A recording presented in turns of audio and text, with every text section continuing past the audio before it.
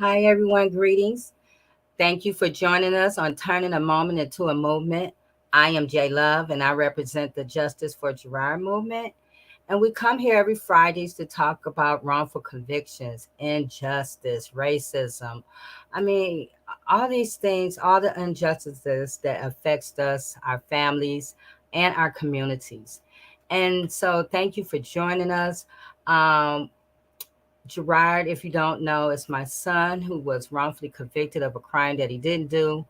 He's innocent, had no knowledge of the crime, and still went to prison.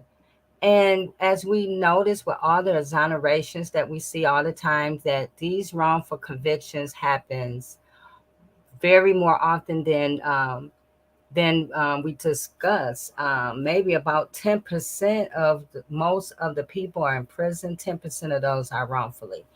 So we come on here to talk about it because there's so many other Gerards in the world. We want to bring attention to wrongful convictions. We want to let you know that they happen they can happen to anyone at any time. Anybody can be um, a victim of a wrongful conviction. And so that's why we're here to educate you, to motivate you to be a part of this movement, and to bring information to those who are looking for information to be helpful, so that you will have people to contact or just questions to have, but also to motivate conversation with you and your family members and your friends. Because the more we talk about these things that's happening to us, the more opportunities we are open to solutions. So, thank you for joining us.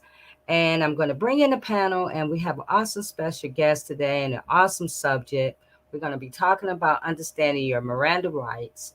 So, I suggest getting a pencil and paper out because there are so many things we need to know. And with summer within a few weeks away, more of us are be traveling in our cars, and most encounters that we have with law enforcement actually happens from being inside the car or traffic stops. So get your paper and pencil out, and follow along with us today.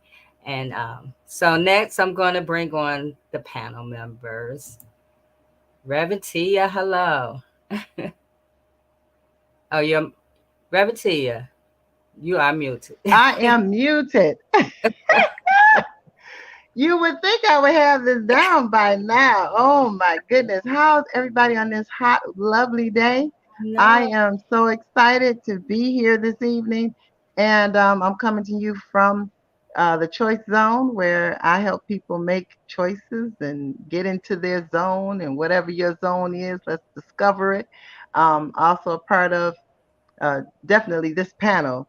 This is my go to all day, every day, because it affects my life and those people whom I love, turning a moment into a movement. And how are you moving today? What is your movement like? And that's, Jay, that's what I've been asking myself every day. How am I moving? Am I moving according to what I say and believe? Do my actions line up to my words and my belief system? And Mm-hmm. if you ask yourself that, you can't help but take action for those things that are right. So I'm just glad to be here. I'm on different social justice platforms with Michigan Social Justice Network, G100 Women, Oneness and Wisdom all over the world. That's national. And and definitely a minister at Transforming Love Community, where I am a part of a great team of ministers who like using love to help transform lives. I love you guys. I'm so glad to be here. And this is a topic that we need to talk about and take action. I know, Reverend Tia. Thank you for joining us today. I see Attorney Hugo Mack. Hi. How are you? Hey. How are How you you? doing? Good, good. Well, J Love, don't want to filibuster, but I told you from now time and time again when I come on, I got to have a song. Every superhero got a song, but see, Okay. you know, you my superhero, so I just want to play a little something for you by a woman by the name of Etta James. Oh, okay. Express some of my feelings about you. Okay. Okay. Oh, this is wonderful.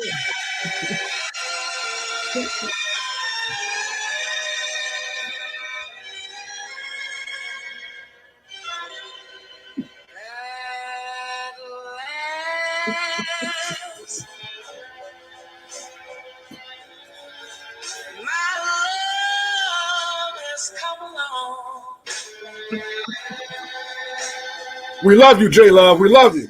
Hey, I love you guys too. Oh, that's cool, Attorney Hugo. Okay, so J Love, with you Yes. and Reverend Tia, my lonely days is over and life is like a Yeah. song. So look there, look here. I just want to give y'all a little bit of that. Thank you so much, J Love. Thank you. Thank you. You, Introduce yourself, Attorney Hugo Mack. you know, and J Love, I've asked you before. Please don't kick me off the show. I'll be good. I'll be Now good. you all right. I know I'm controversial. I know people think I'm crazy. I know this. I know this. But you know what? If I'm crazy, let it be crazy for righteousness, okay? You Right, know, let, right. let it be crazy for ending systemic racism and cultural bias, you know? And so my name is Hugo Mack, proud to be with you, attorney at law. Unlike some others in my profession, I did not parachute from heaven to be in this profession, but through the grace of God and Jesus Christ came up from hell, you know, and I proudly advertise myself. hmaclaw.com is your hookup. hmaclaw.com is your hookup.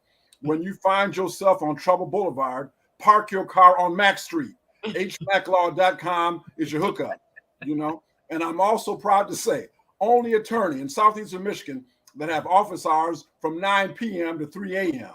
And I've told you, they love time and time again. My clients are the kind of people normal folks walk across the street to avoid. My clients don't drive over fancy bridges; they sleep under them. You see what I'm saying? Mhm. So for me, I'm proud to be here. Me and the black fedora, you know, been through a lot together. People say just get rid of it. I can't. It's part of me. Right, right. So I'm proud to be here, J Love. You know, former candidate for Washington County prosecuting attorney, because we need restorative justice in our system. We need to Yes. start electing people that, you know, are not trying to say we are color blind, but color brave. You understand what I'm Yeah. saying? Not Yeah. color blind, but color brave. You see? Yeah. So I'm proud to be here. And as long as the good Lord has me here, we're going to keep swinging for the fences for social justice and reform. And as Reverend Tia says sometimes it's not about reform. Sometimes it's about tearing it down and rebuilding. Okay. I know that's right. So whatever we need to do, I'm proud to be with you. God bless you and y'all be safe today. Thank you, Attorney Hugo Mack. I'm so glad you're here as well. So let's bring in our other champion for justice. Hi, how are you? Hey, how are you guys? I'm Good. great. Well, Introduce yourself. I'm feeling great too. My name is Edward Sanders, and I go by the name of Baraka. And I am someone that advocate for social justice. I take and try to give a voice to those that may not necessarily have a voice, though I sincerely believe that everyone should use their own voice. But we understand that there are times and circumstances when others are restricted of that voice. What I want to say in regards of this program tonight, in terms of Miranda rights, um, it is not just simply the right to remain silent, but to also be knowledgeable about the fact that the person that reads you that right, immediately after telling you that, is trained to then take and have you to take and disregard that right. So remember that as we take and have this discussion tonight, the person that takes and reads you that right has already been trained by psychiatrists, psychologists, and other mental workers to take and have you to give up that very right that they inform you of. So don't be fooled that the person that tells you that is somehow your friend. They're not your friend. Their job is to make their own job easy, and the only way they do that is that you take and give them a story. The best thing you could ever do when someone reads you your Miranda rights, and not only when they read you your Miranda rights, but when they come in contact with you, say nothing other than your name. Do the same thing that those in war does. They have no duty or responsibility to the enemy other than to give their name and their rank and end the conversation. Do the same thing. All right. Thank you, Edward. And so I want to introduce our guest for this evening who's going to join us in this conversation. Greetings. Hey Jay, hey everybody. Hey, Hi, Mr. Abdul. Introduce yourself. my name is Abdul Hakeem. I'm a paralegal in the Detroit area. I specialize primarily in civil law. A lot of the criminal stuff I do on my own, and could- I am an activist on some social justice issues, and I have not been as busy with that lately because of my full time job commitment. But I stay abreast of things and what's going on, and then so I still lend a voice out there for justice for the right cause. At least I like to think I do. Yes, thank you, You know. um, Mr. Abdul, for that introduction. So, before we even get started, I just want to take a moment of silence for the victims, the people who were lost their lives, Buffalo, New York, the other day. I just want to acknowledge them, those families, those victims, and I want to just send that area some love and positivity. So just let's take a moment for that, you guys.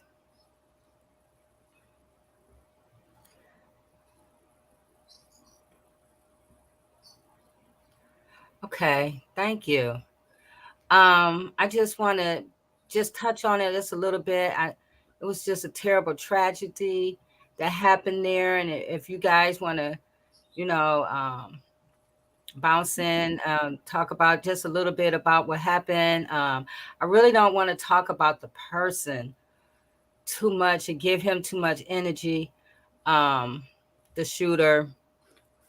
I think that we have to do more. I heard Sean King podcast, and he was talking about, it's great that the president went there and different people are there and they're speaking to the people, and people find comfort in that when people come and acknowledge their hurt and pain, whether they're grieving. But also, we're going to have to do more to hold our elected officials accountable. And he was saying if there's no budget, they haven't appointed a person to be in charge of uh, battling white supremacy and hate, then they're just giving us talking points. So I just think it was terrible, and we see how we are surveilled in our communities, how so many kids and the adults are surveilled, and FBI are watching them. They just had something going on with they was watching some kids for 10 years, and so I just think there's so much more they can do about this racial hate that's going on in the country that's killing. Those people didn't have a chance in that situation. There was no opportunity for them to do anything. So if anybody want to speak on it, you can go ahead.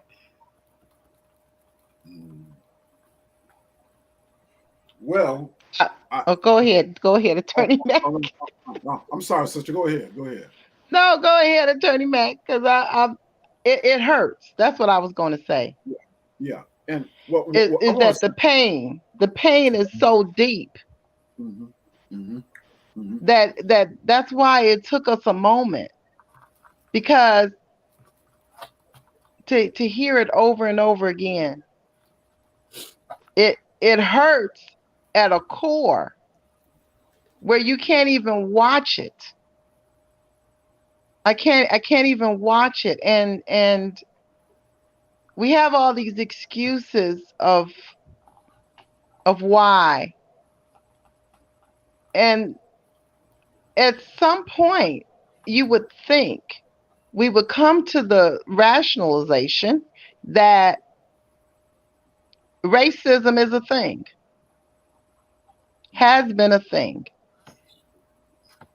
but somehow we've disconnected the ism and to people, to leadership, to systems, and it's ugly and it hurts, and having the conversation is going to hurt some people, Hmm. but we keep doing the same thing over and over again. I was talking to Jay about this earlier, and expecting something different to happen. That is insanity, she said, by itself. Because we're expecting a change through things that we keep doing over and over again, and not recognizing the difference of how we respond. So if you're not sure if you're walking in a bias or not, you got to ask yourself, am I responding the same way for all people? How do I respond if I'm a police officer? How do I respond if I'm a government official? How do I respond if I'm a judge? How do I respond? And if people can look at the responses of people in leadership and who are supposed to be doing their civic duties, if we could take a look at how are they responding, and answer the question, is it the same for all people? And if the answer is no, which most times it is no, 400 years is a long time to learn anything. And at some point, we got to ask ourselves, are we this ignorant? I don't think so. However, we can ask, are we this resistant to change? Yes. Attorney Hugo Mack, go ahead. Well, a few things. J Love, I agree 100% with you on not spending a lot of time on this lunatic, but I only reference it in the establishment of a pattern, a repeated pattern. There was a lunatic by the name of Dylan Root who went into a church in South Carolina, premeditatedly killed 9 people. Okay, not a scratch on him by police. In fact, taken out to dinner from my recollection. Okay, Mm-hmm. you have January the 6th, 2021, storming the nation's capital. Something that Robert E. Lee himself, the greatest terrorist, I might add, ever experienced by the United States of America, because that's exactly what he is, a terrorist. But yet this man had his statue in Statuary Hall. This man has bridges and schools named after him. Mhm. He has done more to harm the United States of America than Osama bin Laden, Adolf Hitler, Pol Pot, Mussolini, Mao Zedong, okay, all put together. You understand? Accountable for more American lives being butchered than all of those criminals put together. So I see once again in this situation, this man shot and killed a security guard that was trying to defend people. But yet and still mysteriously in all of this, nobody is injured in terms of the perpetrator. Now, I'm not advocating killing anybody dying, but I'm saying it is a continuous pattern, J Love. So that's all I'm going to say about that. Because I guarantee you, as you all know, had I been part of the people storming the Capitol on January 6th, or people that look like, Brother Sanders, Abdullah, and Brother Sam, there would be that many more body bags out there. You understand? Unquestionably. Okay. But you notice there were no body bags for people who stormed that Capitol.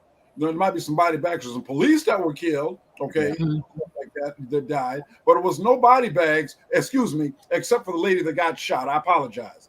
There was a lady that breached the Capitol and happened to be shot by a black man, happened to be a guard defending somebody's life. So there was one body bag of a person that was trying to commit treason.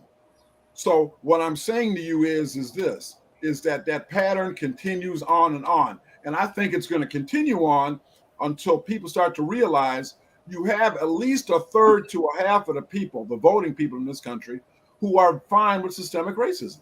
They're fine with it. And elections are good as long as their people win. As long as their people win. But when their people don't win, there's got to be voter fraud. There's got to be intimidation. There's got to be some kind of flaw with the election machines. And so we have a third to half of the voting people in this country who are fine with systemic racism, and at least a third who say they're interested, but benignly interested, only benignly interested. And I'm gonna say this: you notice how when it was leaked, in terms of the Supreme Court most likely reversing a woman's right to choose, you notice how quickly they had a vote in the Senate on a bill that would have protected and defended a woman's right to choose, even though they didn't have enough votes to pass it. You notice how quick that got up there? How quick that got up there? You can't do that for the George Floyd bill. You can't do the John Lewis bill. See, so what I'm saying is there's a benign neglect on behalf of people when it comes to race. There's much more a concern. God bless women. I love women. My mother was the greatest woman I ever knew. But when it comes to these women's rights, that primarily, to be honest with you, are focused more at non-African American women of color in terms of their overall rights than a mass human rights structure. So yeah, so it will continue because a lot of people want it that way, and a lot of people are simply benign until it affects them. Right. Edward? I take and try to keep this very brief, and that is in reference to after during this past summer, last summer, there was an effort to take and go throughout the community and remove images of racial superiority, statues of former generals and others that was throughout our public environment. But the most prominent image of racial superiority we wear around our neck. We have in our living rooms, over our mantle, we have in our places of worship. And those are images that pretend to portray the divine. We have images that's supposed to be the image of God, that have blonde hair, blue eyes, white skin. It is more important for us to remove those images than it is for these other images. And it was very important that we remove those other images.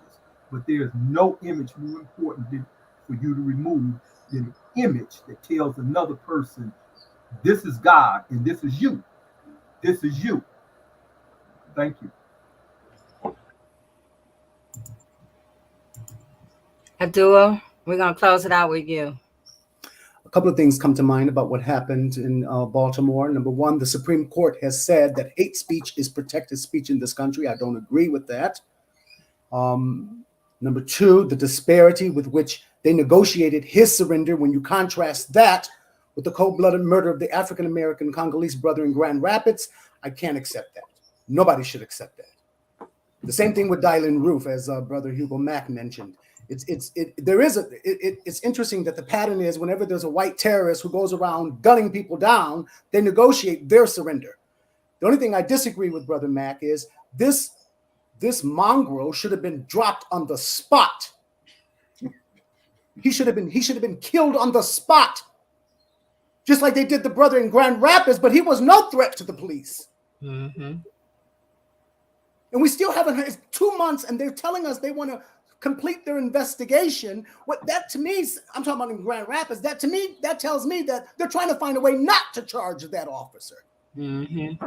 It's taken 2 months to complete their investigation. You have the video. The whole world has seen the video. He was no threat to the officer, and he was shot in the back of his head. And you contrast that with what happened in Baltimore the other day. Oh my God, who cannot be angry at this? Who can't feel indignation at this? Now they're coming into the black communities now. Mind you, when this racist pastor came to the Dearborn 10 years ago, I warned everybody. They'll be marching on Muslim masjids today. They'll be marching in the black communities tomorrow. But they're not just marching. They're coming in with their guns now. Mm-hmm. Yeah, we live in a sick society that says hate speech is free speech. One of the regrets I have working in this profession, but that's the problem. That's the problem. And somebody dropped the ball on this. We're hearing that there were all kind of red flags that this kid, whatever his age in Baltimore, he was on social media. promoting his violence, sharing his views that he had a desire to kill, and he did it. He was on people's radar, but he fell off, and this is the result. Yes. So yeah, he was, and the video was horrific. It was on Facebook. They said it took Facebook 10 hours to take it down. 10 hours. If you say one thing wrong on Facebook, they shut you Blocked down. for 30 days just for speech. Right. Right. Yes, they will. Yes, they will. So, let me watch out because we on Facebook right now. But still, You know, I've been in timeout, Facebook timeout too. So yeah, I can't believe it took them 10 hours. 10 hours to take that. And it's horrific that people's grandmothers and grandfathers and aunts and uncles, because they were all older people, were killed in that way. Yep. And so I'm just saying, we the people, we have to get a little bit more angry enough to find out how you have to be a part of change. Instead of waiting on somebody, instead of asking, you have to figure out what part you're going to play and get activated. And get activated, because they're not wearing white cloths on their heads anymore. They're showing up just how they, who they are. Yeah. And let me bring some personal experience here. And why I'm angry about it. I had the FBI come to my home 3 years ago about political free speech stuff I made on Facebook. I'm not ashamed to tell it, because guess what? I defended my Miranda rights. Told him, get off my property. I have nothing to say to you without a lawyer. And if you aren't coming with a warrant, you don't come in here. But why I'm also angry about this incident in Baltimore, I contrast that with my own experience also. They're so busy worried about my political free speech rights, but they dropped the ball on this young man. He killed 10 innocent people. Yeah. Yeah. Going back to the McVeigh days here in Michigan, the red flags were all there. They dropped the ball on it. These white supremacists, guess what? What you don't know is they practice war against the U.S. government right here in the woods in Michigan. They practice gunfire against the U.S. government, but they're going to come to my door and want to talk to me about political free speech rights. They got nowhere with that. And here I stand, because it is not criminal to exercise your political free speech rights, as long as you don't stupidly threaten in the government. But this kid, not only he made threats, he carried out those threats. Yeah. That here we are today. Yeah. So yeah, thank you guys for that. We're gonna now switch back to Miranda rights. It's all connected, actually. So I'm glad we're having this conversation, because even all of this is connected, and we all should be aware of what's going on. And so I'm going to leave it, give it over to you, Mr. Abdul. Okay. First of all, I want to start off by saying that this is for educational purposes only. I got to put a disclaimer in. I'm not an attorney. I'm a paralegal, but this is for educational purposes only. And if anyone does have a real life situation that I'm with some of these examples that we're going to talk about today, you are advised to consult with an attorney. And it could be Hugo Mack. I'm sure he wants more work. He needs a plate more full than what he already has. But I'm just going to provide just some of the basics about, well, not just the basics about Miranda. What I hope to give everyone when they leave from here is to understand when Miranda comes into play, when it does not. And I welcome Hugo Mack to get me on the right track if I'm wrong. And, it's more than just that you have a right to remain silent. What you hear on TV and anything you say can be and will be used against you, which is true. But there are more specifics. There's more that goes into Miranda that the police don't tell you when you're in custody and when they're interrogating you. And there's a reason for that. They don't want you to know the full panoply of your Miranda. So that's what I'm going to get into today. Just briefly, Miranda warnings originated from a 1966 U.S. Supreme Court decision, Miranda versus Arizona. And you've heard about it on pop culture, television shows, crime TV shows. And basically, the Miranda rights are as follows. You have the right to remain silent. Anything you say can and will be used against you in a court of law.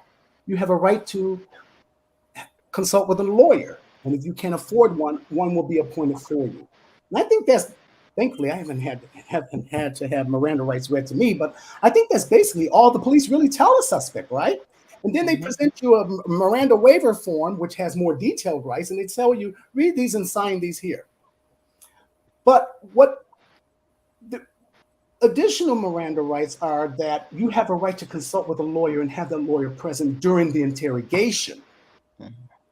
If you can't afford a lawyer, the court will appoint one for you. You also have a right to invoke your right to remain silent during the interrogation. This is what police don't tell people.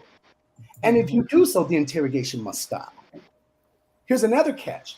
You have a right to invoke the right to have an attorney present, and until your attorney is present, the interrogation must stop. Police don't give you all those specifics when they Mirandize you, if you will. So you might notice that the last 2 points, the right to invoke during mid-questioning and the right to have a lawyer present during mid-questioning, are often omitted in pop culture and what you hear on TV and stuff. And even in real life situations, I don't think police give suspects those specific warnings, those specific rights. Those are your rights. And a lot of people don't know that. You waive your right and you agree to start talking to the police. You don't know that midway, hey, I want to exercise, I want a lawyer present, because now you're asking me for more incriminating statements, but you do have that right. The most common addition to these core Miranda rights has been to end traditional warning with a question along the lines of, quote, now, do you understand these rights as I have read them to you? The suspect must affirmatively respond that they understand those rights before police questioning may begin. Courts will not interpret, let me say, courts generally do not interpret a suspect's silence as sufficient acknowledgement of his Miranda rights. There are 2 basic prerequisites before police are required to issue a Miranda warning to a suspect. Number 1 is the suspect must be in custody, and the suspect must be under interrogation. Police custody is generally defined as any time the police deprive you of your freedom of action in any significant way. If you don't feel free to walk away, for example. Realistically, though, it refers to an arrest. Police interrogation, it's worth noting that the warning must come before you're being interrogated. So until the interrogation has begun, you aren't necessarily owed a Miranda warning. A request for identification is generally not considered interrogation, and you are required, as Brother Edward Sanders mentioned earlier, you are required to confirm your identity, and that's all you should tell the police. Who you are, where you live, and that's it. Now, I'm going to ask you, Jay, can you pull up that PowerPoint presentation, because that has some perfect examples. And this, can everyone see this PowerPoint presentation? Yes, it's on the screen.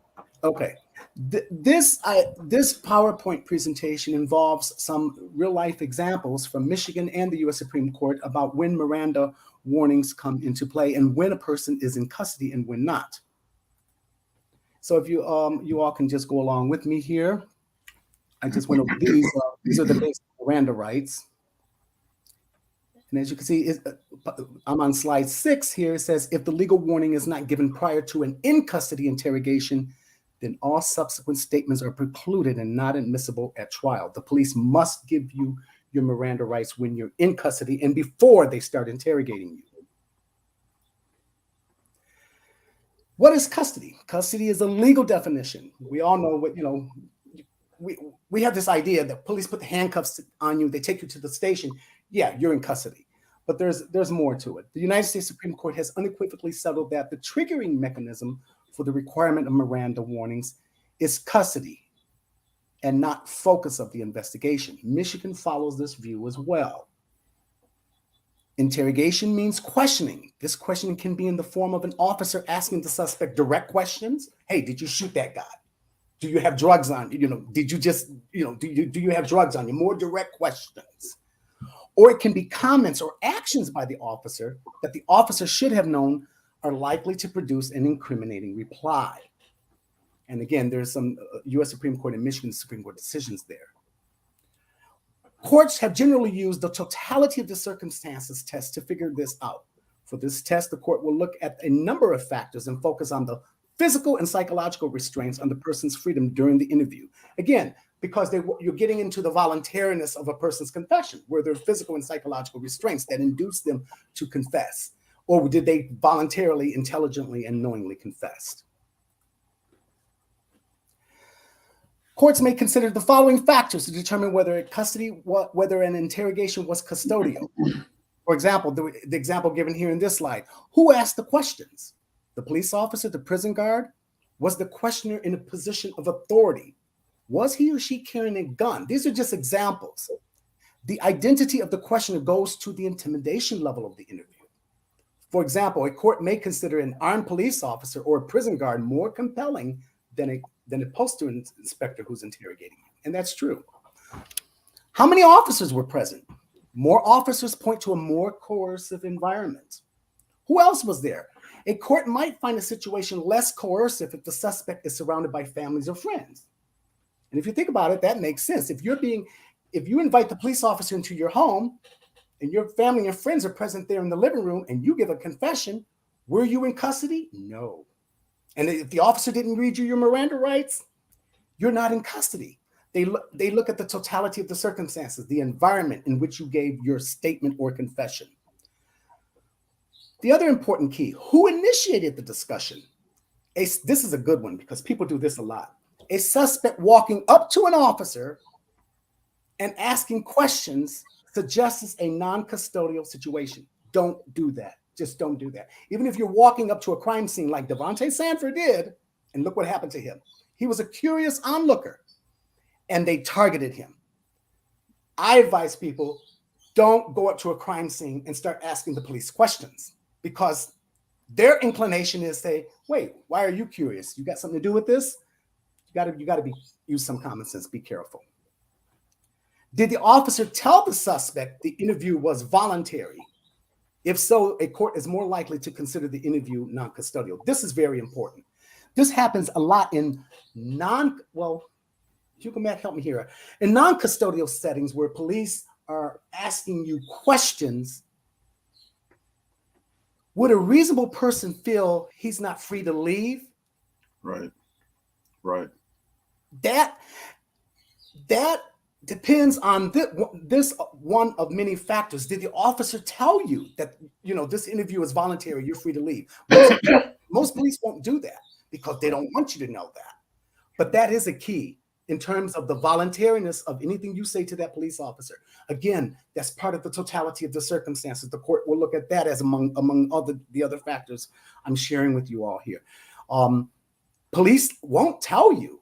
Some of them will, but I don't think they'll let you know because they don't want you to know that. They want to, like Ed Sanders said, they're not your ally. They're not your friend. They want to leave with somebody in handcuffs.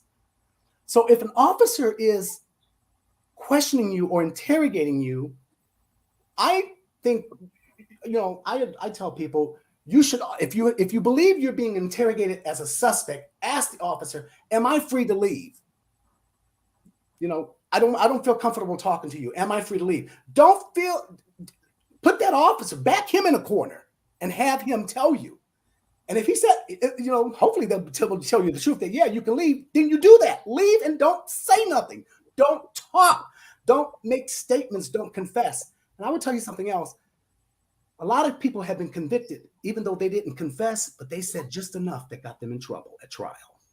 This is why, like Ed Sanders said, all you have to do is verify your identity. That's it. Cut it off. Where did the questioning take place? This is important. This is also interesting. Was it at the police station, in the suspect's home, or on the street, or in a hospital room? The issue is how familiar or coercive the setting is to the suspect. An interview at a police station, for example, would likely be more intimidating than one on the sidewalk. That's true. That's true. Even in your home is a perfect example. I know I had a recent case where a defendant invited the police into his home and he made some incriminating statements, even though he didn't give a full-blown confession. It was enough to get him convicted. That was a non-custodial environment. He wasn't in handcuffs. He allowed the police to come into his home. He didn't tell them, I'm not going to talk to you without a lawyer present. I want you to leave. But he gave a statement. He gave several statements. It was enough to seal his fate. He shouldn't. Number one, you shouldn't let the police in your home. Not if you're the focus of the investigation without a warrant. Number two, if you allow them in your home, you got to be careful what you tell them. Same thing with this example. If you encounter the police on a sidewalk, even at roadside stops, if you notice, police don't read you your Miranda rights when they're pulling you over for a traffic stop, and they ask you, do you have any guns or drugs in the car? Because guess what? They don't have to. That's not custodial. That's a temporary detention. It's different. So we just went over all these examples. Did the officer use any force on the suspect? If the officer used force prior to or during the questioning, a court may consider it a custodial situation. Did the officer use any physical restraints? Was the suspect able to move around? Restriction of movement supports a finding of custody.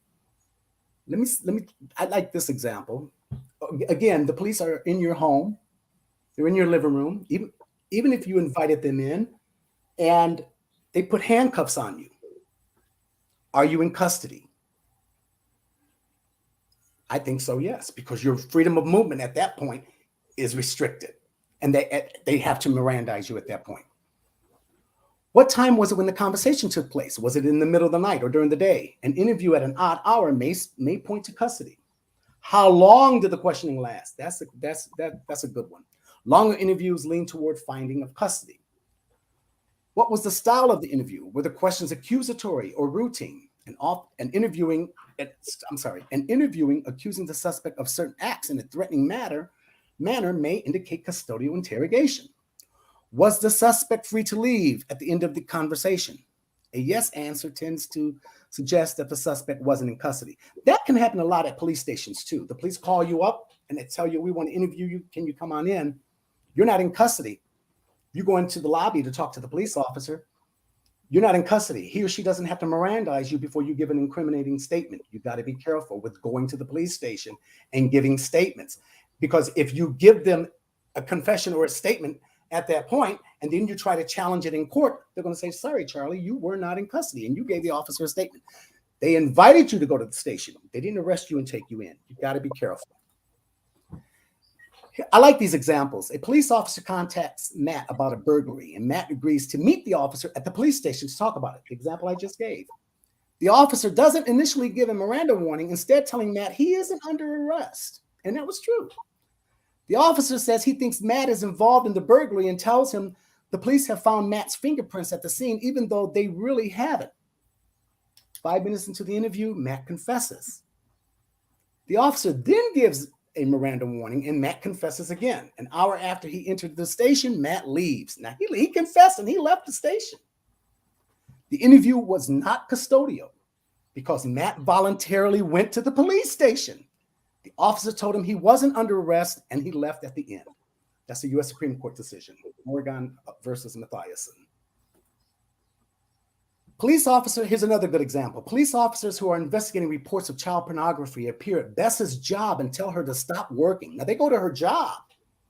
They escort her to a conference room. One may think, okay, that's custodial. They're escorting her. Where an officer tells her she isn't under arrest and that she'll, quote, walk out of here when we're done, unquote. The officer doesn't give a Miranda warning. He questions her for over 2 hours in a generally calm tone. Bess makes an incriminating statement during the interview. Although the interview took a long time and Bess didn't voluntarily walk to the conference room with the officers, she was not in custody because the interview was in a familiar place, her workplace. She wasn't isolated from the outside world, and the police didn't pressure her to confess. The confession was consensual and not coercive, and that was a Ninth Circuit decision. This is a Michigan Court of Appeals decision in 2017. Defendant made incriminating statements to the detective. Defendant was never given Miranda warnings before the interview.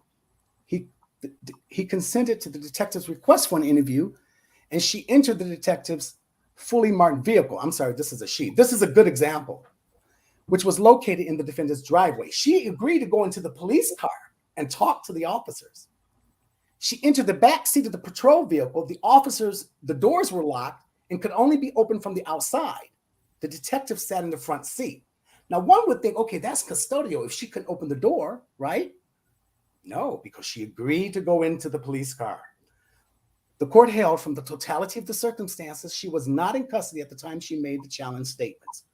Although she was in the back of the locked patrol car, the car remained parked in her own driveway at the time of the interview.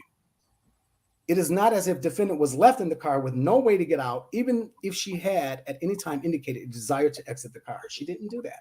She didn't say, I want to get out. I guess, this was a good example because I guess she tried to challenge her statements at trial, and the court said, nope, sorry, you didn't meet the first element. You were not in custody. You agreed to go in the back of the patrol car. You gave a statement, and then the officer let you out. That's non-custodial.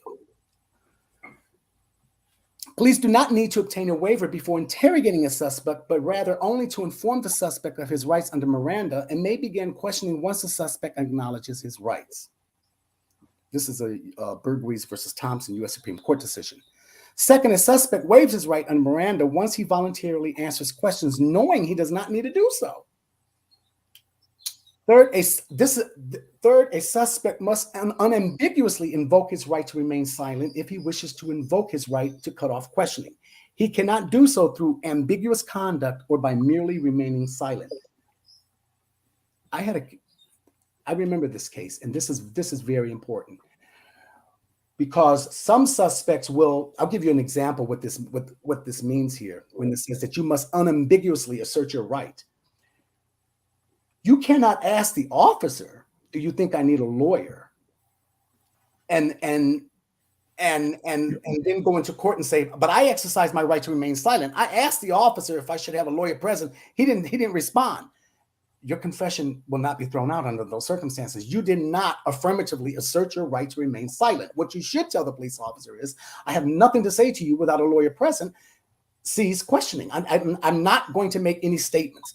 But this case was interesting because the suspect made a confession or made a statement, and he asked the police whether they believe he should have his lawyer present.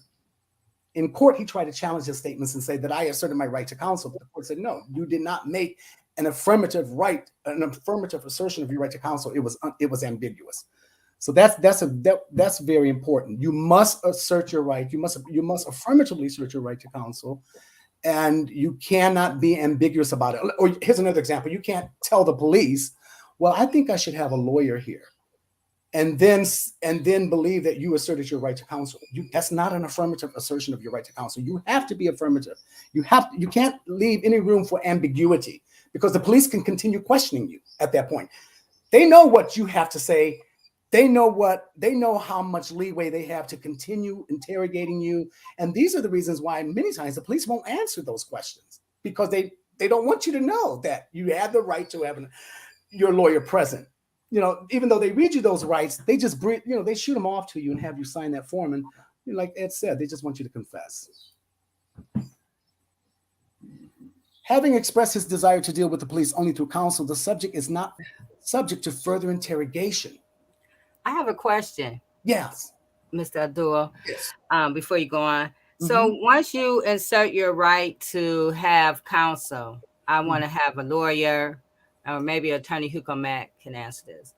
And how do you get the lawyer if you don't even have a lawyer? The court has to appoint one for you, which is one of the Miranda rights. Mm-hmm. Police officer has to stop interrogating you at that point. Okay. If you can't afford a lawyer, they just cannot. The obligation is on the police at that point to stop interrogating you. How you're going to get a lawyer from that point is the court will have to appoint one for you. You'll have a hearing, and the court will appoint a lawyer for you, and then I believe the police can resume interrogating you, but the lawyer has to be present. Is that correct, Hugo? Well, a couple things. First of all, you can revoke your right to remain silent. In other words, you can tell the police, look, I don't have anything to say. I want my lawyer present, you know. But then later on, sitting there thinking, as I've had so many clients, that they can outsmart the police, they can outthink the police, they've got more street savvy than the police. All lies, by the way, all fools. A guy named Coolio once made a song called "Gangster's Paradise," you know, and he says we spend our lives living in a gangster's paradise. That is a gangster's paradise to think you are more resourceful and smarter than the police. You are definitely not. No. So what happens is a lot of times people in sitting there saying, "Look, I can talk my way out of this." Now, I'm going to give you an example of something I had to deal with, where a person, in fact, did exercise their right to remain silent, and the young man's parents contacted me. Right? Okay. Now, the police, when I went down to the police station, I could see them in another room sitting there and having some conversation with my client. You see, police are very nuanced, and I don't want to filibuster here. Police are very nuanced. You know, for example, you have a right to remain silent. Okay, well, I'm exercising my right to remain silent in there. Well, you know, you want a cup of coffee? Something to eat? You know, you're real thirsty? You know, or anything like that? You see, to build that kind of a trust facade with someone that, hey, this guy's asking me if I'm thirsty or want something to eat. You know, hey, he's not so bad. Or the most infamous one. Hey, you know what? I apologize for my partner. He's a real a-hole, okay? You know, and he's just real nasty, but I don't agree with stuff that he says. So, you know, I just want to help you. And you know what? You know, I want to tell you this. You've got your right to remain silent, but you know, all we want to do is just kind of see what happened here. You know, we're not trying to get anybody in trouble. Police do not have the authority to cut deals with any defendant. Only the prosecution. That's not their job. Right. They don't have the authority. So anytime you hear a police officer tell you or your people, we just want to find out what happened. You know, everybody goes home tonight. Bull. Ain't nobody going a damn place. Okay, so that there's a position in our criminal justice system given the name of people who make those decisions. They're called prosecutors. Okay, so police and prosecutors are partners. So my response, J Love, is that when people invoke their right to remain silent, that right can be revoked, and police are masters of setting up the psychological overlay for the underplay to get you to do just that, especially if you're a juvenile, where your parents are supposed to be notified and things like that. And parents coming in, I'm sorry for being long here, and parents in, and you know, in the culture, particularly in the African American culture, in my community, you know, we have a strong basic moral background of right and wrong, because you know the church, rightfully or wrongfully, has been part of our culture ever since we've been in the United States. Okay, you know, a belief in the church. Our greatest civil rights leaders have come from the church. Okay, so what I'm saying is, when a parent comes in, they don't understand exactly what their child is facing with, and they berate little Johnny or Kadisha and say, "Tell them what happened. I'm telling you, you better tell them what happened. You better be damn careful. You know, have that child confess to you in private. Don't confess in front of the police." Yes. Larry Smith said, I asked for a lawyer and they turned the lawyer away, then said I made a statement. Well, His lawyer would know if he was turned away, correct? yeah. Yeah, he said they turned his lawyer away. Yeah, his lawyer certainly would have known that. Yeah. Well, and if I can just dovetail on that, I'm sorry, I segued away from what I was saying originally. I had a case where I went in and wanting to talk to my client. All right, I could see the police talking to him in an interrogation room, but there were locked doors and windows between me and them. And I'm pounding on the window to try to get the attention of this kid, telling him, "Shut up, shut up." Okay, but the police deliberately kept me isolated from him. You know, and that kid kept on talking, because even if a kid says I will, or a person says I waive my right to an attorney, it doesn't mean an attorney can't show up representing somebody. It doesn't mean that. But unless they see you and know you're there representing them, they have no incentive to stop talking. And I Right. believe that example you gave, Hugo, there was a recent, I don't know if it was recent, there was a Michigan Supreme Appellate decision that addressed that, that said if the lawyer shows up at the police station, I'll have to look at that, I'll have to research that. The police now have a duty to at least inform the suspect that his lawyer is in the lobby in order for the suspect to make what? A knowing and voluntary and intelligent waiver of counsel. Because if you think about it, how many defendants are going to say, "Oh no, tell my lawyer to go home"? If you know your lawyer is in the lobby of the police station, you're going to want to talk. That's your only savior at that moment. So Right. I think that example Hugo you just gave is a good example. I seem to recall there was a decision by the Michigan Appellate Court that said that the police do have a duty to inform the suspect if counsel shows up now, because again, so that he or she can make a voluntary, knowing, and intelligent waiver. Right. Larry said But it cost. oh, Larry I'm said it sorry. cost. Oh, that's okay, Reverend Tig. Larry said it cost him 27 years. He's an exoneree. And I want And the to. question I have too with that is what about the locking of the doors and a person is already in custody and you're questioning them and locking the doors and not allowing the lawyer to even have access? Is that proper protocol? Well, I would say no, and I no, mean, no. right, Hugo? I mean, Yeah, I mean, well, I tell you what, the Ypsilanti Police Department did it to me back in the early '80s. I mean, so Brother Abdul is right. Things have progressed to an extent, but what about all the people that fall through those cracks? Who because in my case, I said, well, he was talking to them, Attorney Mack, and said, yeah, but I'm pounding on the window, Judge. Don't tell me those police didn't hear me or know I was there. right, Mm-hmm. yeah. Stay And with Larry. me. and in that situation, your lawyer is your best witness, right? Because if Right. your lawyer is there, your lawyer is going to the. Think about it. Your lawyer is going to the police station Mm-hmm. to consult with you and to stop this train, if you will, that you confess or make any statements. So if they send your lawyer away or they interfere with that process, your lawyer is your best witness. Number one, he's an officer of the court. So the court's Right. going to give a lot of, I hope the courts will give a lot of deference to your lawyer because they'll take testimony on the voluntariness of your confession from your lawyer. That's the best witness at that point, is to have if your lawyer goes into the police station, and I know police probably do these things. They have this attitude. We don't care about you if you're a lawyer. They want to get a conviction. But if that happens and you confess, your lawyer, you have what is called, what is that, a Walker hearing to determine the voluntariness of your confession. Mhm. Your lawyer the court will take testimony will take your lawyer's testimony. Because you can step there and say, my lawyer showed up and they wouldn't let my lawyer see me. Well, who's going to believe you, right? You're the defendant. You know. Right. Because Larry said, I refused to talk and said I want a lawyer. My mom sent the lawyer, told told me the lawyer was there. Then they told him to go home.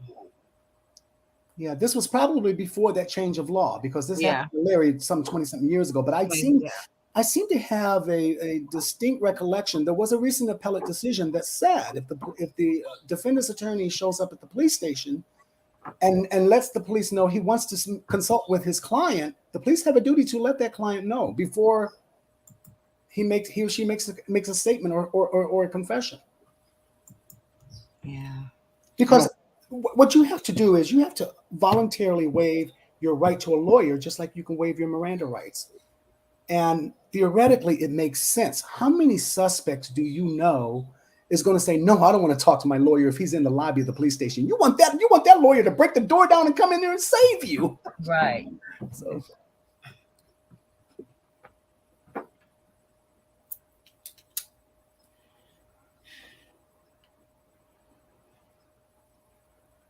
So this next example about traffic stops, Mm.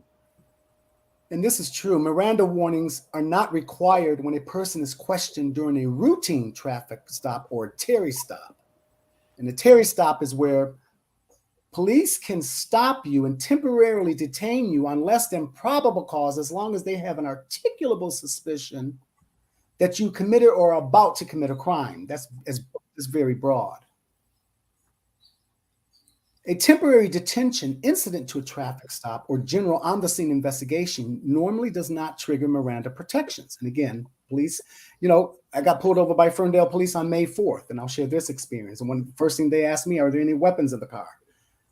I didn't sit there and argue with the officer because I know that legally he doesn't have to Mirandize me because that's like a Terry stop. Traffic stops are different.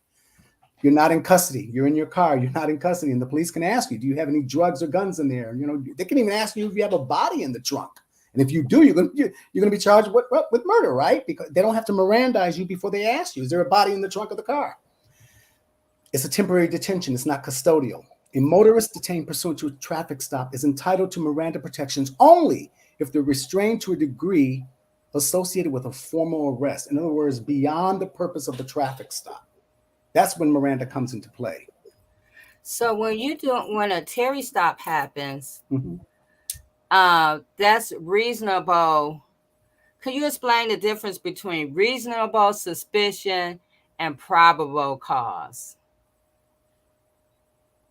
Because a Terry stop, they're just they don't need probable cause for a Terry stop, correct? Right. Right. They just have suspect suspicion. The example I gave you the other day, I'm going to use that here. Is a good example. Like if police are patrolling a known area for drug activity. Okay, let's say they've been having this house under surveillance, and they've even raided the house, and they know that drugs and heroin and crack are being sold out of that house. And one day while they're surveying the house, they see you walking on the same side of the street where the house is, walking down the street. That gets close to a Terry permissible stop. You're walking, and the officer can always say, I thought I saw him coming out of the drug house. I don't need a warrant to stop and frisk him. I don't need a warrant to arrest him. I can do here's what they can do.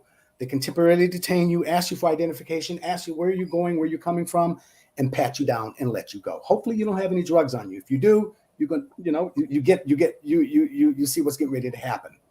Those are what they call, you hear that term, Terry stops. The police don't need probable cause, which is a very high standard that you committed a crime, or that, in this case, possession of drugs, or that you're about to commit a crime. All they need is what is called an articulable suspicion. In other words, their gut feeling, right? That you came out of this drug house and they suspect you have narcotics on you. They do a Terry stop, a pat down search. They find narcotics. Yep, they can take you in and you will be charged. It gets a little trickier if you're 5 blocks down the street from that drug house, and it gets harder for them to justify Terry stopping you in that situation. So the further you're away from that house, the harder it is for the officer to justify the quote Terry stop unquote. If that's the Yeah. So I've got a question. So is it a Terry stop? Like I got stopped several times, and like each time they would say my car looked suspicious compared to a car, like they were looking for a car and looked identical to my car. Mm-hmm. Did they search? What is that? They didn't. They ended up not searching, and I hadn't done anything wrong as far as traffic was concerned.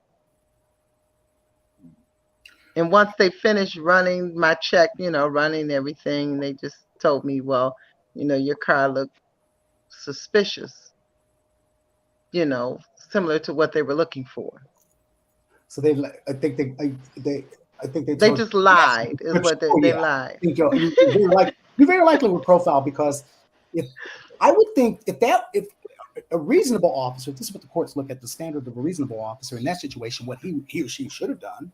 If your car matched the description of a car, it's not enough for them to just tell me that. Okay, a description of the car that did what? It was involved in an armed robbery or murder. But a reasonable officer would ask to search the vehicle, and they didn't search your vehicle, did they? No.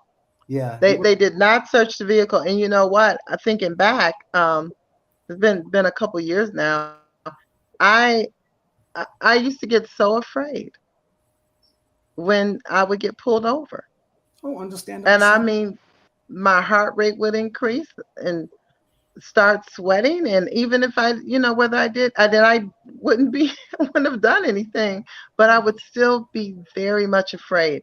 And as we're looking through this, the more a person knows, and this is why I'm saying this, is the more you know, the less fear you have. Yes.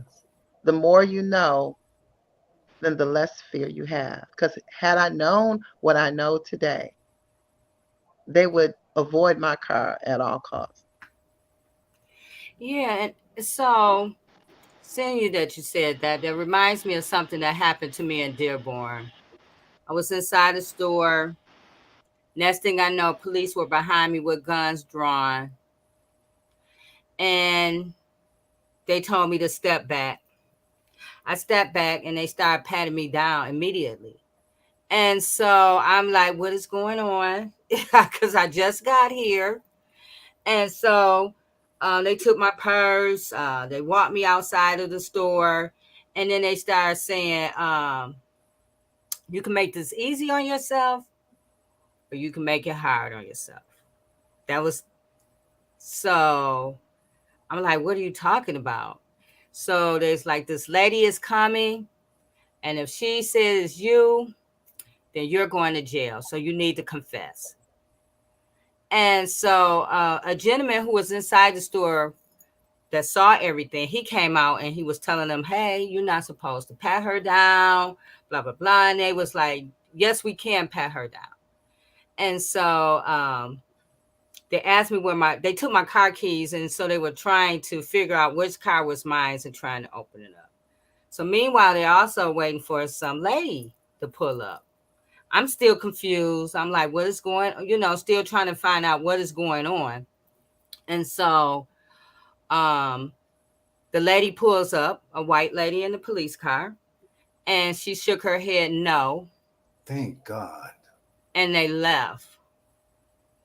And so they said to me, well, what happened was somebody pulled a knife out on this lady in the store. Mm. And they didn't say I looked like the person or my car. I don't even know where they came from because I didn't even see them when I was in the parking lot. And so I didn't, nothing other than I was a black woman in Right. Dearborn. So after that happened, of course, now I'm so upset that I'm crying. And the officer said, well, if it was you and somebody pulled a knife out on you, wouldn't you want us to do the same thing? And I said, no, I wouldn't want you to treat anybody like you just treated me. And so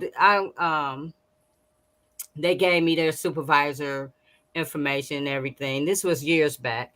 And so when I went to the Dearborn police to complain about what happened to me, um, only thing the person in charge said at that time, who was the chief, he said, well, I could give him a couple of days off. I'll give him a couple of days off.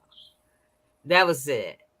And so as you know, that experience when this happened to Gerard, it just that played back to me, what happened to him and what happened to me. And so and that's why we're here today. But I'm just saying these things when we talk about, I wasn't even in a car, so there wasn't even a traffic stop. You came inside of a store and They, snatched me out of there. yeah, they targeted the first African American woman they saw, and it was you. Right. You know what? That reminds me. This is like evidence class and I learned them in the paralegal school, and this is existing law now also. On-scene identifications, suggestive on-scene identifications. Thank God that woman said they had the wrong person, because Right. had she identified you, you were going to be charged. Right. Had she make a mistaken identification, witness identification is the most unreliable scientific evidence there is. Exactly. But that would have been so illegal. Police cannot ask victims to do on-scene identifications. Let me make sure I got this right now. Not in a suggestive manner like that. they can do corporal lineups at the station and stuff, but to have her hoping that she was going to say you did it is pretty dangerous. Yes. In Dearborn. And so believe me, I used to work in Dearborn, but I just stopped going there, period, after that happened. Because that right there with, how they target me, how many Mm-hmm. other people Mm-hmm. have they done that to, for one? How many people are in prison right now because of that same type of situation? Mistaken And that's, identification. yeah, and mistaken identification is the reason why Gerard went to prison. Oh wow. I'm sorry to hear that happen to you, and I know that happens a lot of times to people, Right. and which is one of the reasons why I oppose on-scene identifications. They're so suggestive. It suggests that the victim identify you as a suspect. You're the only African American woman there, but thankfully this woman had the courage to say no. She's not the one. Yeah. Edward, I saw your hand up. Yes, thank you. um, Yusuf Salam, Dr. Yusuf Salam, who was one of the Central Park. exonerees from the Central Park in New York. He was one of the kids, one of the 5 kids that was convicted in that instance. He was recently here in the Detroit area where he gave a talk at the Muslim Center on Woodrow Wilson and Davidson.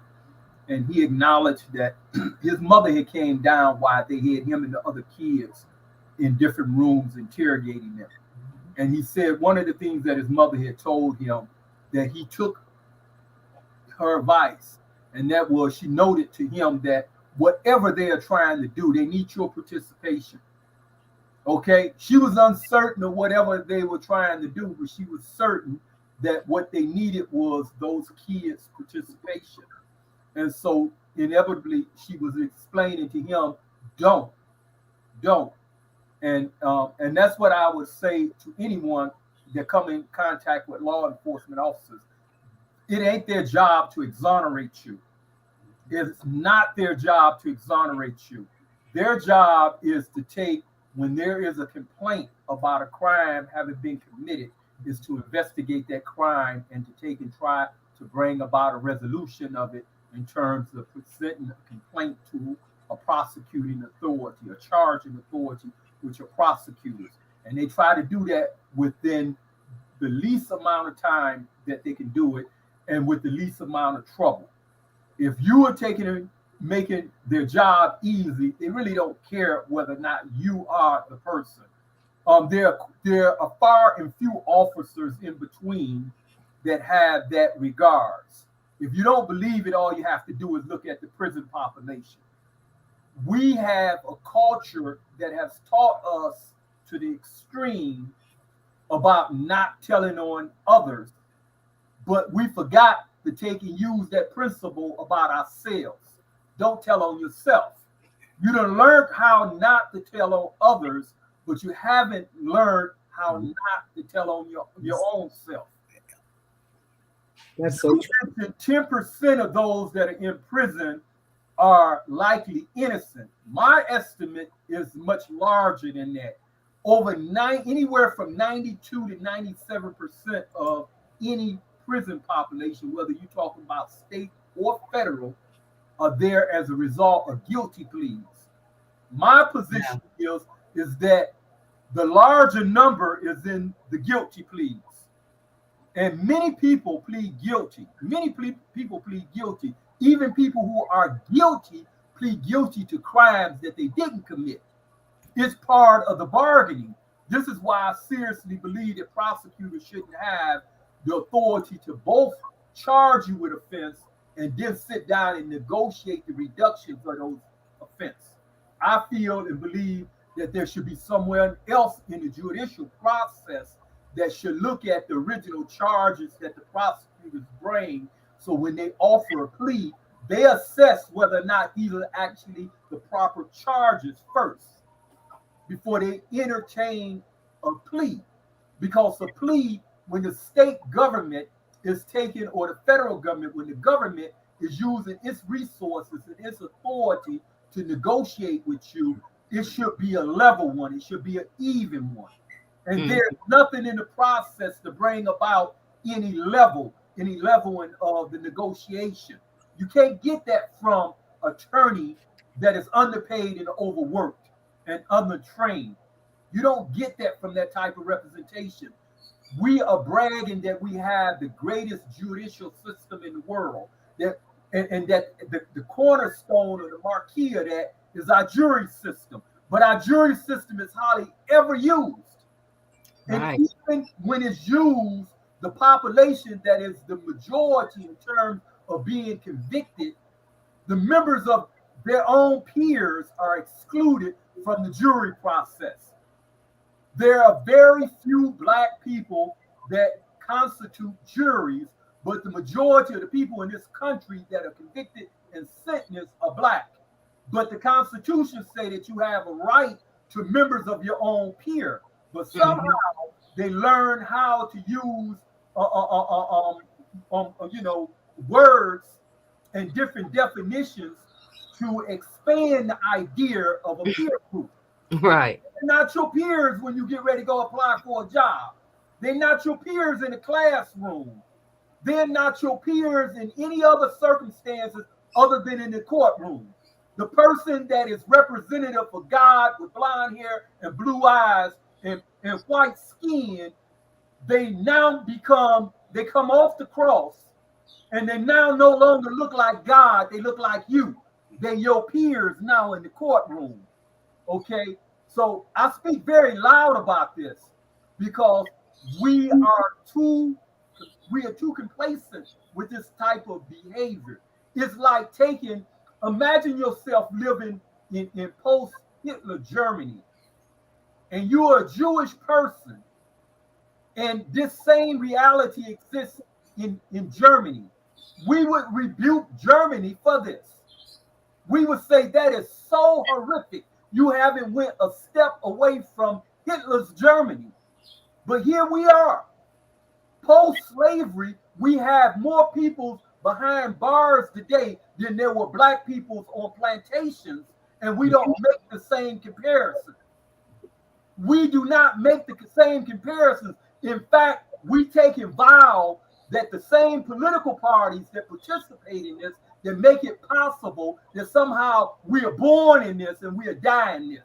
We tell people, I was born this and I'm going to die this. I ain't going to never vote for the other party. But let me tell you, the average person that done experienced the criminal justice system, I feel that if you belong to one of the other parties or an independent party, you shouldn't automatically assume that these people's gonna come out from that experience and vote for a one particular party. If you have accepted that, you didn't gave up the fight before you even fought. And that's because we tend not to deal with issues. That's because we tend not to deal with issues. You are a damn fool if you think that I'm going to come out of prison and I'm going to take and become a member, let's say, of the person, for example, the Clintons. That's who took my right away to take and father my education when I was in prison. I sometimes brag that I graduated with the largest class in prison at college. The class was so damn big is because we were all taking and trying to get out the door before his crime bill that took and stopped people that were incarcerated from being able to go to college. That's why I graduated with the largest class in Michigan prison. Okay, not because there was a bunch of us that was real smart and that had, was breaking down the dough. These were people that had been taking and trying to get their education all along, but when that door got ready to close, everybody kind of went out like a bottleneck. Do not cooperate. Do not assume that you are on an equal level field with the person that is questioning you about a crime. That person has already went through extensive training, extensive training in getting you to confess. And that training is continuous and ongoing, and it is proven to be effective. And if you don't believe it's effective, read the numbers.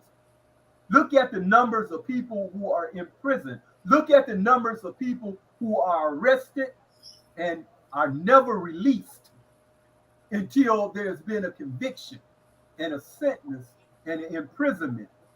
Look at those numbers if you think you already know the situation. You do not know the situation. They are trained to do that. And when you tell them, I would like an attorney, believe me, the conversation is over with. They don't want to have a conversation with you with that attorney in the room because they know it's an adult in the room. Is an adult in the room. You do not have a legal degree. Don't pretend that you have a legal degree. Right. The difference between probable cause and reasonable suspicion, if you haven't gotten a picture yet of what the difference are, is like reasonable suspicion is equivalent to Donald Trump imagining that he won the election. Okay? That's what reasonable suspicion is. Is Donald Trump imagining that he won the election. Probable cause is that he ain't got no damn evidence. He has no damn evidence. That's the difference between the two. Okay? And so if a person in uniform can articulate, that means if they can put the words why they stopped you, a court will go forward. You just give me an excuse. Give me an excuse, any excuse. Just give me something. And that's like telling Donald Trump, give me a story today about how great you are. Give me a story today about how you was at the top of your damn class. Give me a story today how you smart because you don't pay any taxes. All that is an example of Eric got frozen. He was on the road. Go ahead, Abdul, Mr. Abdul. Okay, I'm sorry about that if I'm okay, you back. Okay, all those are examples of what you call subjective. Subjective is something that is very indefinitive, but objective is something a little bit more definitive. There's no proof that Donald Trump won any damn election. Okay, but believe me, more than 30% of the white population in America believe him. And it's the same way in the judicial system. You say something, more than 30% of that white judicial branch government is going to believe that you gave up your damn right. Okay? No matter how good your story is, hey, I took and told him I wanted my attorney, but you sit there and continue to have a conversation after he gave you a damn bag of chips, or after he gave you a cigarette, or after he continued to take and question you. And do not have a conversation with a family member. They decide to take and let you sit down and talk to your girlfriend or your wife or some other family member. That thing that looks like a smoke detector up on the wall, or that thing that looked like the thermometer on the wall to keep the heat. Those are cameras and microphones. Shut your damn mouth. Don't have a conversation with them. They're going to tell you after you speaking to that damn mic and that camera that it was obvious. Even though you say, no, it looked like a smoke detector. They're going to tell you that, and when they give an explanation of why it's there, they say, we put it there because he might commit suicide. He might kill himself. So we got it there so we can see if he attempts suicide. We can hear it. Or he might attack the other person that's in the room. So believe me, you're on candy camera when you show up in their custody. It's not your environment. It's not your environment. You are not out on the block. You are off the block. Act like you're off the block. And not only the cameras, you know, all this, the phone conversations. I can't tell you how many files I pick up. You know, how many files I pick up, other than somebody confessing or giving enough of a statement to get them in trouble, where defendants in the county jail and in prison, despite knowing that the calls are being recorded, get on there and spill their guts to their friend or their girlfriend or somebody. And guess what? Here comes the prosecutor with a transcript of your phone conversation in court. You make it harder for Hugo Mack to defend you. Right. And then you want the lawyer to work magic and get it tossed out of court. We can't. Miranda has nothing to do with the fact that you ran your mouth on the telephone call with your girlfriend or your mother or whoever. Right. Some of this is common sense. You are in a situation like Ed said. You're not out. You're not on the block out in the neighborhood where you can say and do what you want and hope you pretty much get away with it. You're in detention. And you can't talk, you can't outsmart the police, you can't outsmart the recorded phone calls. Once the damage is done, you nailed yourself. Yeah. And you know what? Sometimes I have to give it raw to some people, even when I'm doing appellate reviews, okay? And I'm reading, I have a file. I can tell you, I have like hundreds of pages of the conversations this guy had with friends and family on the outside, and it blew my mind. And then you wonder why we can't get it thrown out of court. You didn't confess to it. It's legal. It's legal. You know what? Some of this is simple. You make it hard. Again, you got to know when the police are using the buddy system to get your trust. You gotta see it coming. I mean, and if you're savvy enough that you should know this, and you sit here and you let them buy you a drink or give you a cigarette. Or poor Devontae Sanford, they did that to him. They won his trust. They played cowboys with this kid. Took him to a Coney Island and let him play on a video game. They did this. Got him back to the station and lured him into giving a bogus confession. But it don't happen. His situation was different. This was a 14-year-old kid who suffered from a diminished mental disability. They exploited that. They took advantage of that. Something else I will tell you, and the police will measure you up within 5 to 10 minutes. Mm-hmm. They know how resistful you're going to be, or if they got you.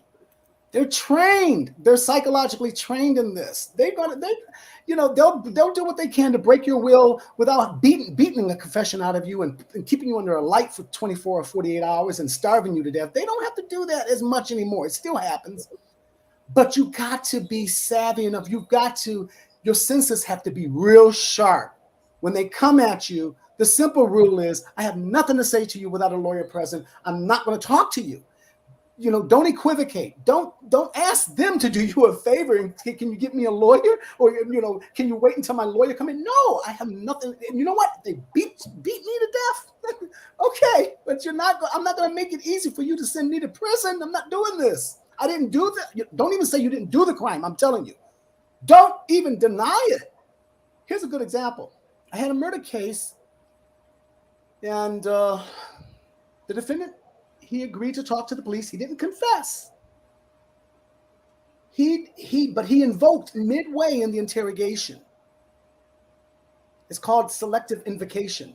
There's a doctrine called the selective invocation doctrine. And what that says, which is what Miranda says, is you can assert the right to remain silent midway in the interrogation, and the interrogation must stop. Or your right to attorney midway in the interrogation, and the police have to get the lawyer for you. Well, he selectively invoked midway in the interrogation when they asked him a certain question, and the police ceased questioning him. At trial, he got on the witness stand. This is why you better be careful if you opt to testify at trial. The prosecutor used his silence midway in the interrogation to impeach something he told the jury. That nailed that guy. And keep in mind, he didn't confess to the murder. But it gave the jury suspicion that, well, you probably did do the murder because you didn't like the prosecutor said, why didn't you tell the police that when they were interrogating you? Why did you tell the jury something different? We challenged that. We said that violated his Fifth Amendment right to remain silent. The case law is clear that it was a selective invocation.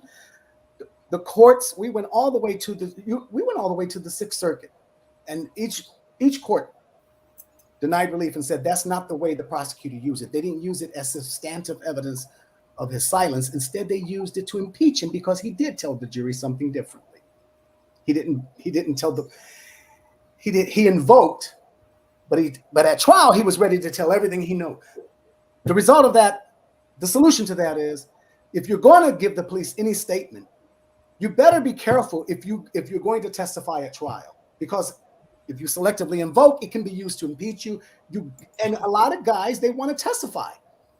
You know, they want to get on the stand and testify, and they're angry because their lawyer is giving them the best advice. I advise you not to do this because you know what? They're going to impeach you with A, B, C, and D. No, I want to get up there and testify. I want to tell my story. Okay, but then when you do, this is what happened to this young man. And again, he didn't confess to the murder.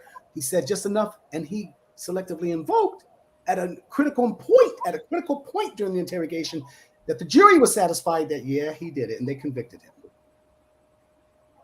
The solution is don't talk to the police, especially when you're in custody. Especially when you're in custody. Not only in your living room or in your car, when you're in custody, don't talk. You cannot outsmart the police. Say nothing. You can't talk your way out of this. And I get tired and I get frustrated. I have seen some cases where I open up the file, there's a confession in there, or there's some statements in there. And I get so upset because it's made my job hard. And I know the trial attorney had a hard time because guess what? I look in the file and I see there was a Walker hearing on the voluntariness of the confession. Okay, that didn't win. So at the appellate level, the burden gets higher. The burden is now on the defendant to show that the trial court erred. And a lot of people don't understand it takes a lot of skill, a lot of work to undo all this when you just should not have confessed or should not have said anything. Say nothing but confirm your identity. That's all you have to do. Don't let them bring you a cigarette. Don't let them promise you. And like Hugo said, police cannot legally promise you a deal. They're going to come in that cell and tell you we'll strike a deal with you. Be aware of that. Only the prosecution can strike a deal with you. And guess what? The courts have held that police can lie a little bit and can use shenanigans to get you to confess, and there's nothing wrong with that. Here's a perfect example. You can be you're in the interrogation room. Your co-defendant is in the next room, and they can tell you might as well tell us everything you know because your buddy's in the next room spilling everything. He's spilling his guts on you, and then you start talking. That's not an illegal confession. So just you can't talk your way out of it. Say nothing to the police. Say nothing. It'll make your lawyer's life easier and your chances of at least getting found not guilty are better because a confession is one more piece in the prosecutor's arsenal to get you convicted. Yeah. Wow, this is great. This is some good information. Attorney Hugo Matt, does this make your job any easier? Could it make your job easier? Well, if I had Brother Sanders, Abdullah, Tia Little John, and J Love on the jury, hell yeah. So, but absent that, it'll make it easier if it helps educate people. And I want to say this: I'm all in with holding police and judges and prosecutors accountable and legislators accountable. Mm-hmm. But I'm also all in on holding us accountable. Yeah. You see, we as Black people, yes, we do. Yes, we do. Yes, we do. We as Black people as a group tend to want to avoid jury trials and being up there in the criminal justice system. And I've said it before, Black people are the most enigmatic Americans on the face of the earth. We're the only ones that were kidnapped and brought here against our will. Okay, the Chinese kind of came against their will, but yes and no. But what I'm saying, they certainly weren't enslaved. And what I'm saying is, in our effort to become American, we have put on ourselves the attributes thinking that we are the quintessential Americans. In other words, I'm so busy. I got to look after the kids. I got my job. I don't have time to get down and have my day taken up on no jury duty. I got things to do. We buy into that mantra, not realizing that by doing that, we are aiding and abetting and financing our own demise. Because what Edward said was exactly right. The only thing where we're talking about your peers is with that quote unquote jury system. And if you eliminate yourself from that jury pool, because I just don't feel like being bothered, Well, the only answer I have for you is continued genocide, because you are deliberately removing yourself from a check and balance. You need a unanimous jury to convict somebody in the United States of America. Your vote could be the one vote to hang that jury up. I remember a movie starring Henry Fonda called 12 Angry Men. And I remember they remade that movie, okay, where these people were all in for convicting this, I believe it was a Puerto Rican man, I believe, of murder, you know, and it was like 11 to 1, 11 to 1. And one man said, wait a minute, let's take a look at this. And he had enough courage to say, you know, let's take a look at the evidence, you know, and this and what have you. And it turned out, ended up being an acquittal in that case. So when we let ourselves get to the point of saying we have the luxury of absenting ourselves from the jury system when we know we should be there, we are aiding and abetting our own genocide. And the result is you're going to get a mostly white jury stacked against African-American defendants. We saw that when they eliminated Recorder's Court and they combined it with Wayne County Circuit Court. Yeah, right. And Exactly this, right. This was the result. And I got to tell you, how do I say this? I have no respect for the jury system. And looking at some of these cases where these people, I know these guys are innocent. Even without the new evidence, it blows my mind. How did this jury even convict this guy on the old evidence? There was so much reasonable doubt. Mm-hmm. You have this poor African-American, he's poor by his standards, living standards, in front of, at the mercy of a mostly all-white jury in Wayne County. The only conclusion I can draw from that is they didn't give a damn about throwing this African-American life away. Right. They didn't pay attention to the judge's instructions on reasonable doubt, because if they did, they would have found him not guilty. I got a case right now, and I can't mention the defendant's name is on appeal. There was so much. There was no physical evidence. There was no confession. Nothing. But a disgruntled ex-girlfriend's testimony, if you will, who recanted. But the physical evidence pointed to someone else. So I'm thinking to myself, how did this jury convict this man? Mm-hmm. Mm-hmm. Yeah. Yeah. And, I get frustrated that jurors are not. They don't care. They just convict. They convict on sensational evidence, racial evidence. Right. They do. And I just, and I read the judge's instructions that the judge gave to the jury. The definition of reasonable doubt, it has to be more than just, oh my God, I'm thinking to myself, but this case was loaded with reasonable doubt. Yeah. So you their hope biases, they convict on their biases. They do. They do. And this was the subtle racism behind eliminating Recorder's Court after the Malice Green verdict. Wow. And Hugo Mack raised a very good point that this is why our community, we need to get involved more in the judicial process and sit ourselves on that jury to bring some balance and some fairness to it. Because what's happening is, the jury of your peers, it ends up being a mostly all white jury from outside Wayne County determining your fate. Because a lot of us, we don't take the jury civic duty seriously. We don't want to be bothered. We throw away those jury questionnaires. Yeah, that's not a good attitude to have. It's not. Edward, I mentioned a case here on your show once before. There's a young kid, formerly young kid that I knew. He's a Puerto Rican kid that's from well, in any case, he was convicted out of Oakland County. They convicted him for murder. They charged him with first-degree murder, convicted him for second-degree murder. Subsequently to his conviction and sentence and put in prison, the prosecutor went and arrested two other individuals for the same murder.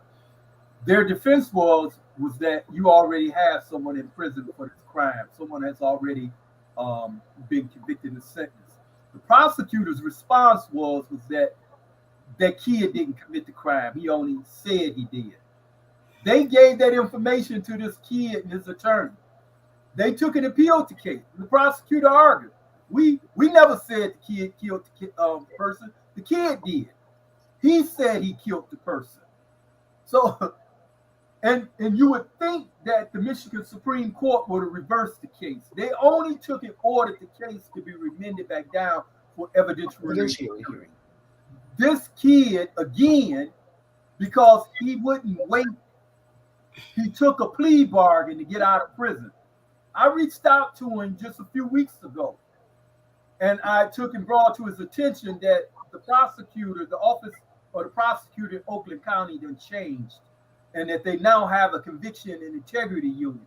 And I told him, even though he's at home, he should be willing to go before that conviction integrity unit and argue his case, not just simply because of himself, but to make sure that this doesn't happen to anyone else. Mm-hmm. This case is the case that I'm going to follow up on. I became aware of his case when we both were in prison. I advised him against taking the plea, but he wanted out of prison, and you can't blame anybody that want out of prison. This was a child. He was put in a youth home, taken from a youth home and put in an adult system. The only thing that they had was the evidence that came out of his own mouth. This kid only took a stick or a pipe or something, and he put it through the fence and hit a corpse. And he said that he seen something come out of the body. And so he took and went to telling other people in the neighborhood that he killed this guy. The guy was dead when he happened upon the deceased. He was already deceased. But he ran around the neighborhood telling everybody he committed the crime, and that's how he got into custody of the police. Mm-hmm. And when they asked him about it, he confessed it to it. And that's how he went to prison. Okay? You don't need to take and be guilty if you admit to something. Mm-hmm. Your admission is enough. You done took and satisfied the proof of the prosecution. So it's not a matter of whether or not it's true. That's a facade that we all believe that if you say you done it, then you done it. You know, if they got a confession from you, then you have to be guilty. No, you don't have to be guilty. No, you don't have to be guilty. In fact, there is a U.S.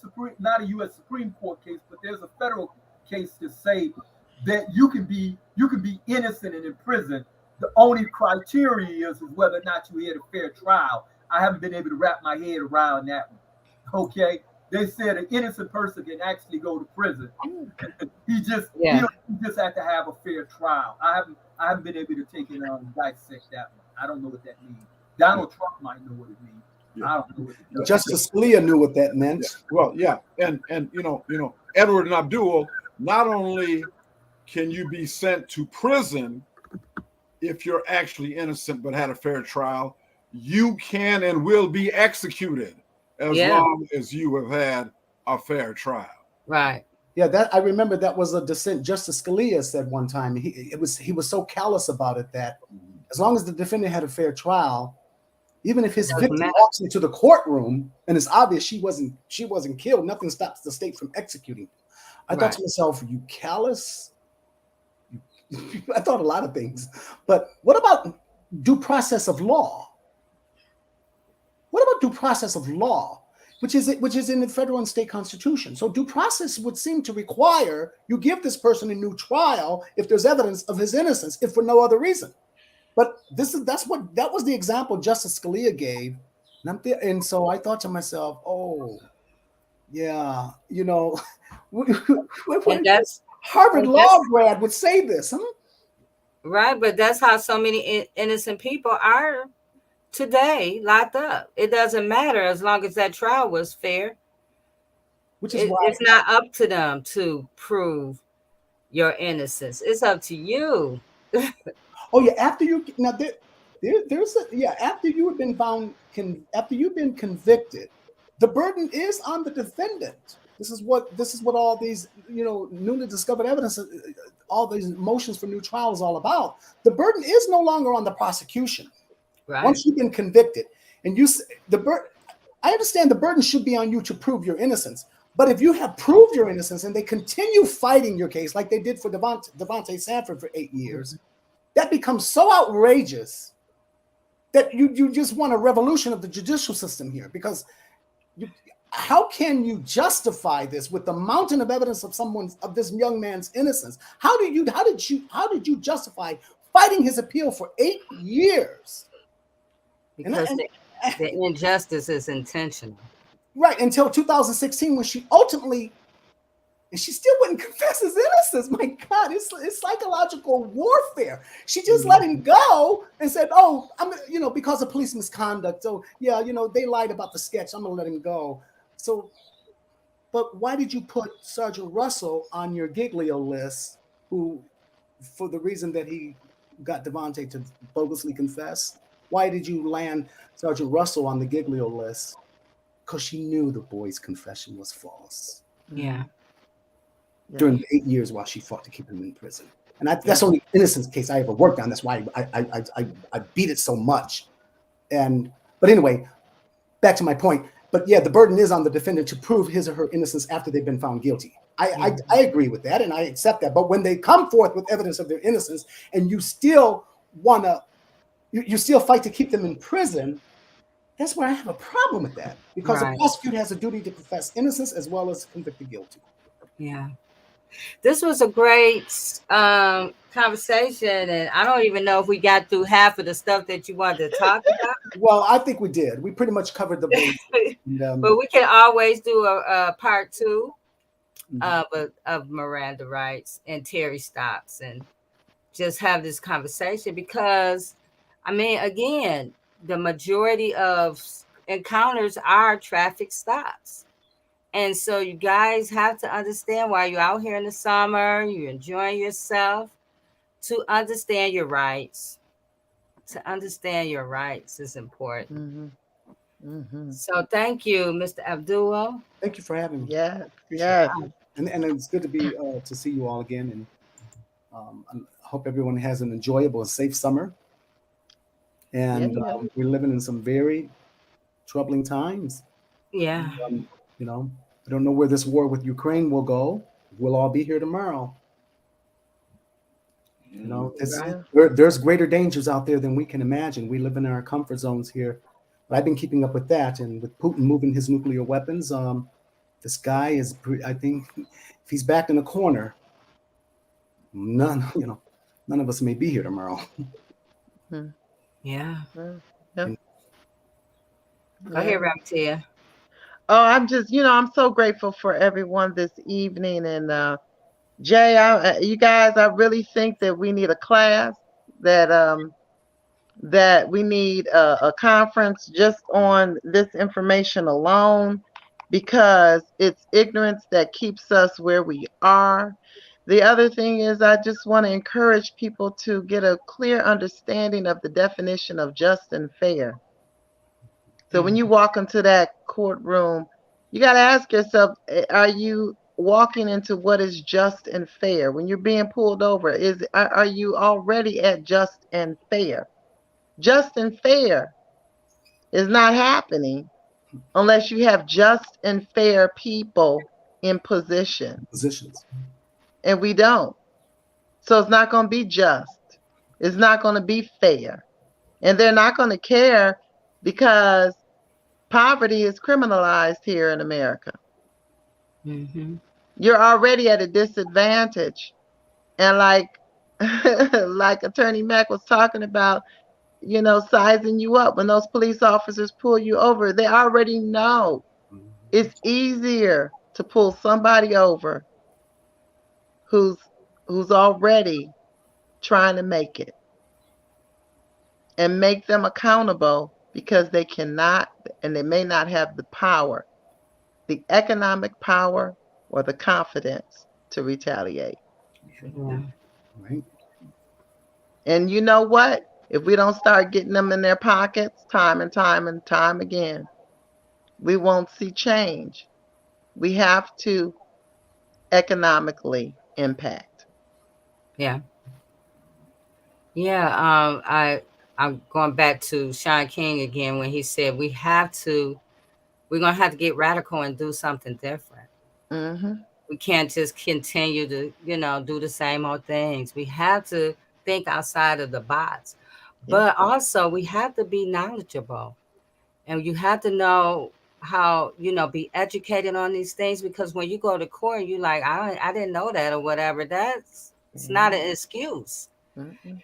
The judge is not gonna have no empathy because you didn't know. The lawyer, the prosecutor definitely is not gonna have any empathy because you didn't know. The police officers don't have any empathy because you don't know. So educate yourself, educate your family members, understand, when to speak and when not to speak, and when to stop speaking. And can I add something to that? With this information age we're living in, Yeah. we need to stop being able to go on, Craigslist. We're, all of us know how to use Facebook and social media, but a lot of this stuff that we covered, and still stuff that can be covered, you can just Google it Yeah. Mhm. and just Google this stuff and just soak this knowledge in for your own benefit, Yeah. instead of waiting until the time that you're in those handcuffs. And like you said a moment ago, J Love, you're walking in court and say, "Oh, I didn't know I had all these rights. I didn't. Oh my God, what am I going to do? I didn't know these things." Well, Google was there. Mhm. There's some Harvard. There's some law reviews you can read. If you got time to spend, I'm not targeting anyone in particular, but people in general got time to be on social media, but Yeah. not to educate themselves. I don't buy that, Right. because you don't need a law degree to know to keep your mouth shut when the police come and talk to you. Okay, Mhm. you don't need a law degree to know what the right to remain silent means. It means just that. Right. Don't deny it. Don't admit it. Don't say nothing. Right. Mhm. Yeah. Attorney Hugo Matt. I would remind you all of this. Okay. Miranda versus Arizona. The man's name was Ernesto Miranda, by the way. Mhm. Um, a thug by all accounts, but a Mhm. man that still had rights by all accounts. Okay, so that decision is approximately 56 years old. Mhm. Mm-hmm. Okay, okay. I remember when I was in high school, the U.S. Supreme Court came out with a decision called Roe versus Wade. Just as Roe versus Wade is a Supreme Court decision which is on the cusp of being reversed, don't you think for 1 minute, with the proper mindset on the U.S. Supreme Court, the Miranda versus Arizona cannot be reversed. Don't think for 1 minute, Oh yeah. okay? You see? And in terms of protections via executive orders are only as good and as long as the president is in office. Mm-hmm. Mhm. Donald Trump came and eliminated dozens of Yes. executive orders issued by Barack Obama, thereby eliminating people's rights. So when you have a Congress, and yes, we can certainly want to move on a state level, like some are trying to do now with the woman's right to choose. But for sweeping change, we need federal, not just state. We need Yeah. federal protections. Black people have always been dependent on federal action, not state action. State action is the one that gave us the militias, all right? Jim The Crow. the slave catchers, Jim Crow, Mhm. Black Mhm. Codes. Those are state actions that did that. So what I'm saying to you is, as long as we continue to let these politicians, especially those that come into our neighborhood at election time and have a face that looks like ours, stand in front saying vote for me, and not hold them accountable for doing something in terms of the John Lewis bill, in terms of George Floyd bill, Mhm. like they did in terms of women's right to choose, pushing that issue, we will Mm-hmm. continue to suffer this same fate that we're suffering Mhm. right now. Mhm. Yes. Yeah. Edward. I'm gonna Edward. I'm gonna take and try to leave your audience with something that is useful as opposed to my opinion, and that is that we have a national federal holiday coming up, and so during this holiday period, they're gonna take in be instituting this policy, click them, what they talk about the seatbelt, Mm-hmm. click them or Click tick on. 'em, Click on. click them or tick them. So they're going to be looking at you as a driver in a car to see whether or not you actually have the seatbelt on or the passenger. And there are valid reasons for doing that because of the number of people that die in accidents unnecessarily because they don't wear their seatbelts. So Mm-hmm. they're going to be very preoccupied in looking into your vehicle during this holiday. because people particularly drink during this time or have other forms of intoxicants while they're operating these vehicles. So you're going to be under scrutiny before, during, and just after this period. So some of the things that we are talking about could be very useful, including you clicking it. Lock yourself in and Mm-hmm. don't operate that vehicle while intoxicated. Because too Yeah. many of our loved ones are Ticket or taken ticket.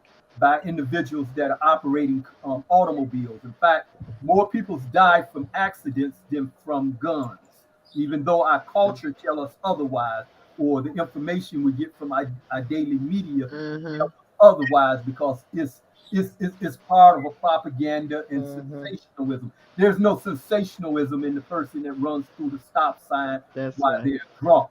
But if one or two people or a number of people shoot each other with guns, that's highly sensational. Mm-hmm. Mm-hmm. So is Mm-hmm. what they focus on, but both of them cause death. But one of them causes Mm-hmm. death in larger numbers, and more people die on car Mm-hmm. accidents than any firearms. So remember that. So they're gonna be looking at your vehicles. So drive safe, be sober, Mm-hmm. and take and buckle up. That's Yeah. not my opinion. Okay. And That's a yes, I'm fact. not an attorney. I did play one while I was in prison though, but I'm not an attorney. Yes. Thank you. That's good advice. Jade, Thank could you. you please, if I may, add on to what he said with that experience I Yes. had with Ferndale Police on May 4th? Yes.